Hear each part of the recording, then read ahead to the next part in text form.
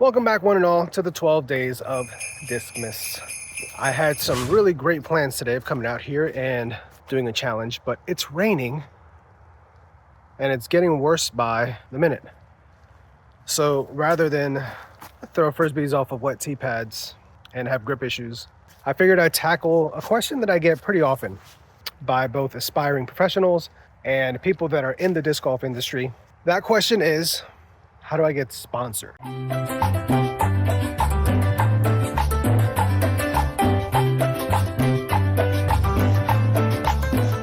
So sponsorship looks different depending on who you are and what type of sponsorship you're looking for. If you're an aspiring pro, then you're likely looking for a manufacturer to take you on and help you continue your journey to becoming a professional disc golfer. But there's different types of sponsorships available.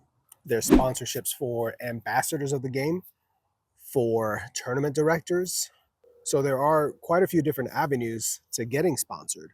But the one thing that they all have in common is value.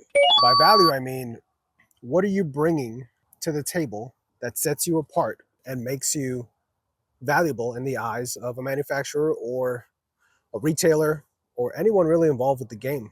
As I'm staring into this camera, this is incredibly valuable. Manufacturers want their products, their brand, their logo to be in front of the camera as much as possible. It opens them up to a bigger audience, thus getting them more exposure, which translates into more sales and more money. At the end of the day, make no mistake about it, manufacturers, retailers, all have huge overheads, and all of that requires money. So social media specifically is a tremendous tool and outlet to get you noticed. Doesn't mean that you have to be posting something every day or multiple times a day, but it does mean that you work on your own personal brand. You grow your own presence to the point where now you're a valuable commodity and you can bring your brand and your audience to a manufacturer or a retailer. And in turn, they partner with you and it becomes a working relationship where you're both bringing in different audiences and growing both brands together. So I will say, regardless, if you're an aspiring pro, if you're a tournament director, if you're running clinics, if you're charity work in the disc golf community, whatever the case may be, you have to promote it. You have to let people know. You have to talk about it. And you have to show how that brings value. It's a little bit different if you're an aspiring pro because you're relying more on your game. Oh my God, I'm getting lit up by freaking bugs here. You're out there, you're performing at tournaments, you're shooting well, you're getting high rated rounds, and you start to build a reputation around your community, around your game. That's big. And manufacturers, specifically the ones in your area or close to your region, will normally take note of that. They'll have an idea of who's been making noise at the A tiers and B tiers around them, who's somebody that they should be looking into. But again, in this day and age, it's hard to just simply rely on the wins. You still need to be able to present that extra value.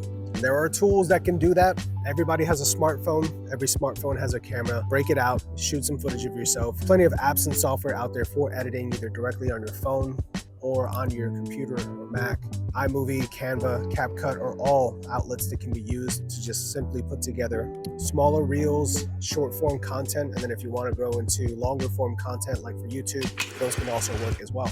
When we started Ace Run Productions, we used all free software to get started for pretty much the first year and a half before we transitioned over to Adobe. If you're an ambassador or a tournament director and you're looking for that type of ambassador sponsorship, it's, I think, even more pertinent that you rely more on social media and media in general, because you're not going out there and shooting 1050 rated rounds. That's not the role or the channel that I took to get sponsored. If the only way to get sponsored was to be a 1050 rated player, no, I'd never be sponsored. If you've watched any of my videos, you've seen me hit plenty of trees and miss plenty of putts. So that should tell you there's not just one way to get sponsored. But again, it's about bringing value and showing the companies what that value is. If you're running tournaments, get some videos, do some interviews with the players that are playing in your tournament, have them speak about how much fun they had and how they enjoy your tournaments. If you're running clinics, take some video of that. Show the fact that you're trying to build the game and grow it organically. If you're out going to different schools and teaching kids, manufacturers and retailers love that, and they will absolutely back that. But again, take video, show them what you're doing, how you're making progress to grow the game in your area. One other tip that I think is really helpful is knowing your area. So if you're in a part of the country that is heavily represented by Discraft or Innova or Dynamic Discs, the chances that that market is already incredibly saturated in that area are very high. So they are probably not looking to take on more representation when they're already very much heavily represented in that area. But on the counter side, if you are in Michigan and you love Prodigy, if you're in Kansas and you love Innova, or you're in Georgia, are you kidding me right now? What the heck is that? Or you're in Georgia and you're all about Castoplast, that's an opportunity for an untapped market that isn't being well represented by those companies. If you're the up and coming pro that is killing it with Castoplast and you're in the Southeast, like a Braden Sides, that's an opportunity to reach out to that company that is underserved in that area, and they can utilize your brand to grow their brand. And it would make it much more likely for them to partner with you because of that. It's easy for a manufacturer to already have a footprint in their area. It's harder for them to get a footprint in an area that they aren't anywhere near. So that's just one thing to keep in mind. Those are some of the do's. Now let's talk about the don'ts. The disc golf industry, for it being as big as it is still relatively small. What that means is you don't want to burn bridges because word gets around. So try to be a positive force in the game. Try to be a positive force in your area, in your region, as much as you can. That also means if you're an aspiring pro, don't send out applications to every single company that there is every year, because again, those manufacturers and those retailers all talk. And if they see one name coming across 7, 8, 9 different applications, all saying that I love your disc the best, and I throw your brand only across 9 different platforms, you're lying, and they're gonna know. If you're passionate about a specific brand or a handful of brands, that's fine. Send out sponsorship applications for those. But if you're throwing 3 specific manufacturers that you really like and you're sending out applications to companies that you've never thrown their disc before, and you're telling them, oh, I love your plastic, then what? What happens if they set up an interview with you and they ask you about your favorite run of whatever their 3rd or 4th most popular fairway driver is, and you have no idea what they're talking about? That's a bad look. And again, that hurts and tarnishes your reputation. So stick to the brands that you actually enjoy throwing and the companies that you respect and actually do want to work with.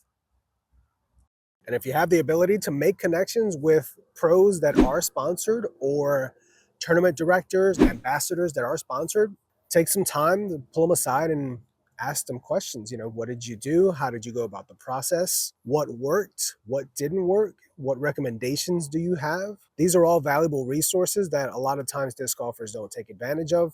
You're playing in weekly leagues, normally with at least a couple of people that are connected to the industry that can be a valuable resource to help you get to that next step.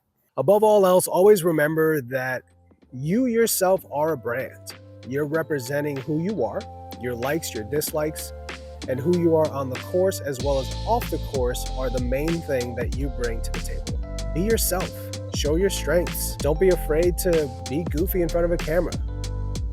Don't be afraid to tell somebody about a disc that you like and let them try it. Be organic, be true to yourself, be a positive force in the game. And eventually, companies are gonna take notice. That's all I got for today since it's still raining down out here. Thankfully, I'm under a little bit of a canopy, so it's not that bad. But just thought I'd do something a little bit different on a question that I get asked a lot when I'm on the road. Hopefully this helps. If you have any questions or you're looking to use me as a resource as somebody that's been sponsored since the 2020 season and am around every touring professional on a weekly basis, shoot them down in the comments. I'd love to answer it for you guys and help you out in any way that I can. Appreciate you guys tuning in one more time for another day of the 12 Days of Discmas. Hope you guys are enjoying this journey. We got more coming your way. So today's probably a day that I'm not going to go out and fling some Frisbees. But either way, I'll see you on the next one.